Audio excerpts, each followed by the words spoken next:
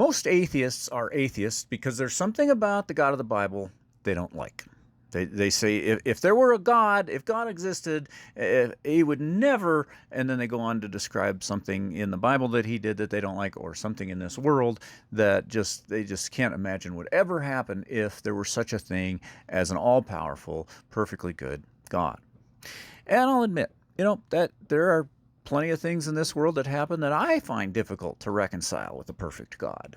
They're certainly not the things that I would let happen if I were in charge. The God of the Bible is not the kind of being that a human being would ever invent. R.C. Sproul, in his series on the Holiness of God, makes that statement. He says, no human in his right mind would ever invent a holy God.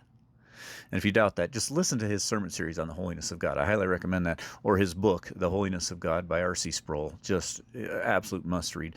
Anyway, you get an understanding of the holiness, the terrifying nature of the holiness of God, and how it's the most dangerous reality in existence for a sinful human being. And you realize, yeah, no human would ever invent. If you're going to invent a religion, if you're going to invent a God, you wouldn't invent a holy one. The Bible writers who supposedly invented this God, they're the ones who supposedly made it up, complain about God being the way he is. So frequently in the prophets, in the Psalms, the Bible writers have complaints. God, why are you doing this? How long are you going to do that? Why don't you do this? If they're making things up, why would they make up a God that they have so many complaints about?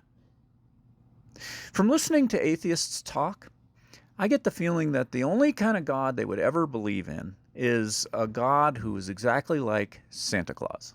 That's our culture's idea of what a perfect being would be like. And the God of the Bible is most definitely nothing like Santa Claus. Here's my point. All the atheists' arguments about how God doesn't exist because if he did, he would never do this, never do that.